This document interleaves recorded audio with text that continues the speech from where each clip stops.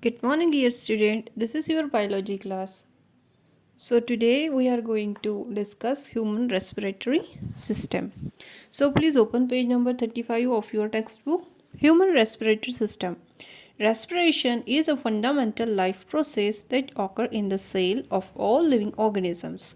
We breathe in air containing oxygen, and this oxygen is transported to all parts of the body. Oxygen is required in the breakdown of food and release of energy. Thus, we can say that respiration is a process by which food, mainly glucose, is broken down inside the cell to liberate energy in the form of ATP, adenosine triphosphate, and produce carbon dioxide and water.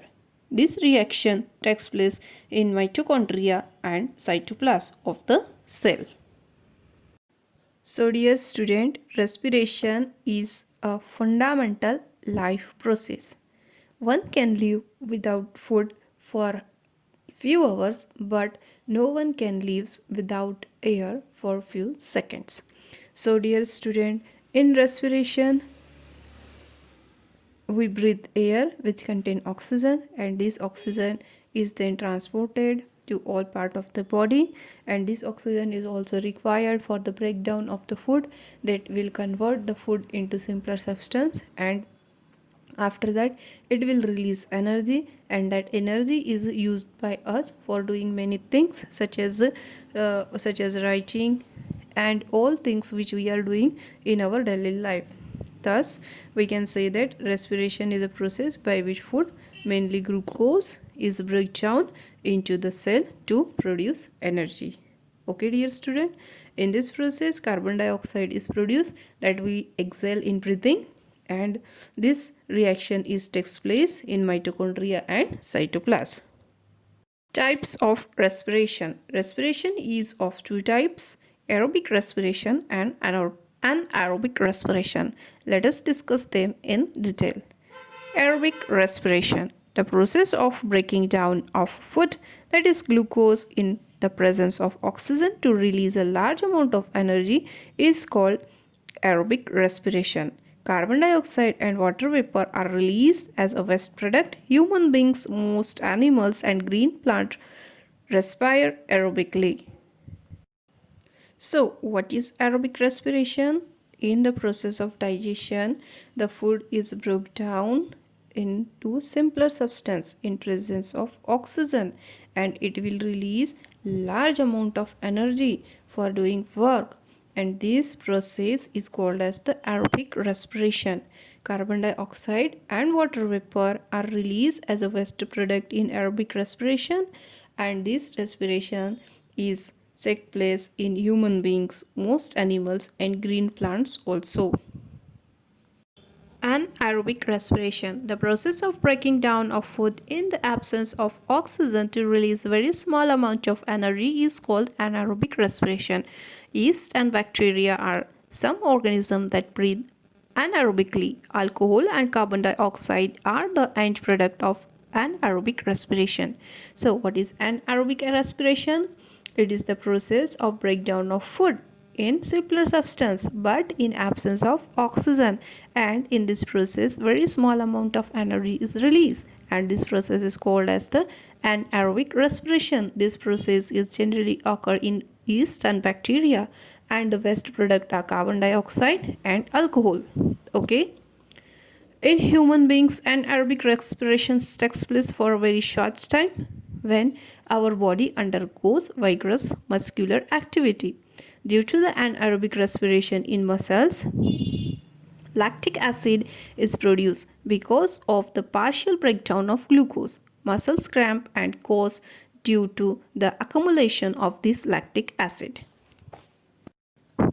Organs of respiratory system. Several organs are involved in the process of respiration.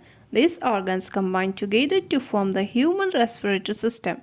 The organs in the human respiratory system are nose, pharynx, larynx, trachea, bronchi, and lungs. Let us learn about these organs in details. So now look at here in this diagram. This is the diagram of the human respiratory system, and the organs of the human respiratory system are labeled here: nostril, oral cavity, larynx, pharynx, trachea, left lungs, right lungs, and diaphragm. Okay, so now let us discuss these organs in details. Nose. Air enters the body through the two openings of the nose called nostril. Inside the nostril are nasal layers and mucus, which trap dust particles and germs and let the clean air go in. That is why one should always breathe through nostril. The nasal chambers also warm the air and moist it. So in nose, two openings are there, and that openings are called as the nostril. And in nostril, nasal hairs are present and mucus is also there, which trap dust particle and germs, and they only and then only clean air should be goes in the lungs. That's why one should have to breathe through only nostril. Okay. Now let us discuss pharynx. From the nostril, the air passes into the pharynx or throat. It is a common passage for the air and the food. It leads to the windpipe or trachea. Near the entrance of the trachea lies the vocal box or larynx. So, from nostrils, the air passes into the pharynx and throat. This pharynx is a common passage for the air and the food, and it leads to the windpipe or trachea. Near the entrance of the trachea lies the vocal box called larynx. So, pharynx is the common passage for air as well as food. Now, larynx. The larynx provides passage for the air to enter into the trachea. It also produces sound.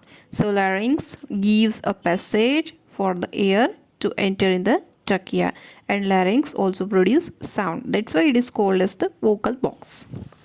Now let us discuss trachea. Trachea or windpipe.